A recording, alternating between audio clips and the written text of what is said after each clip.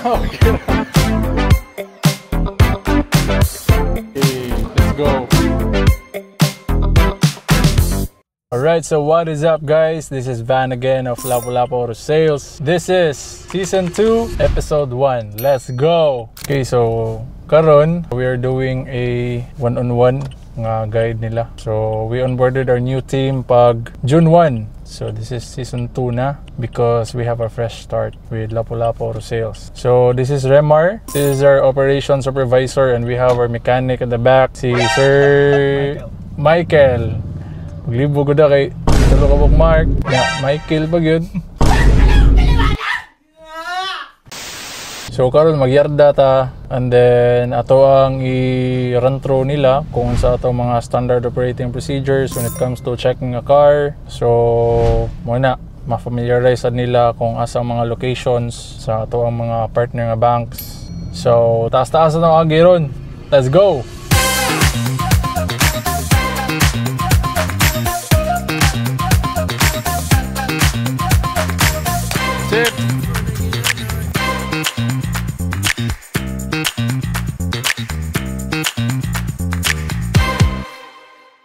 Sige, so kumusta?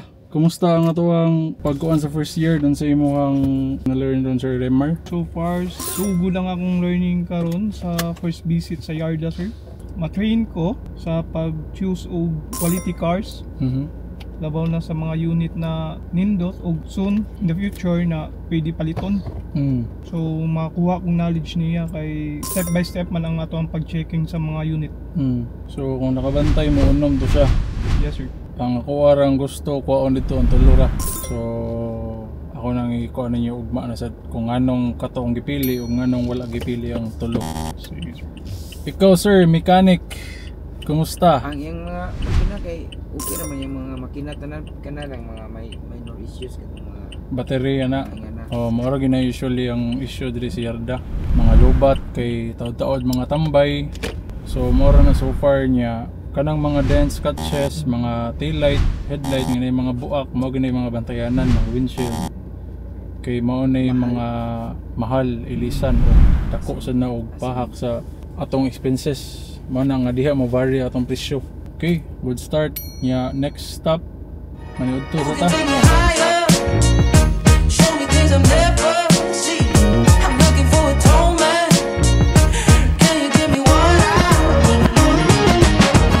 Na namin diri sa second yard. Let's go. So gawin ko din ang video guys kay bawal.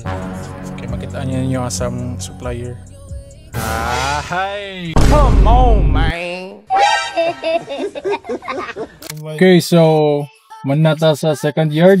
What can you say, sir, sa mga units nga itong gitanaw? So far, second yard ng mga units is good siya. Mostly sa mga units na gipan check, quality. And gagmay ra kay siya mga scratches. And so far so good. Sige. So far so good. Nalay usa dito nga medyo bati. Daghang kay ayuhonon. So syempre, dito na kwaon kay laban na sa ulo. Mabalikan ko ninyo ana, mga buyers. So karon, balik sa ko sa shop kay na ako ibang transaction nga humanon. Pagkatapos ay palit ang uniform. Gym lang sir ito sir, Uniqlo. Pwede. Uy, shout out Uniqlo, baka naman. Ginawa lang uniform.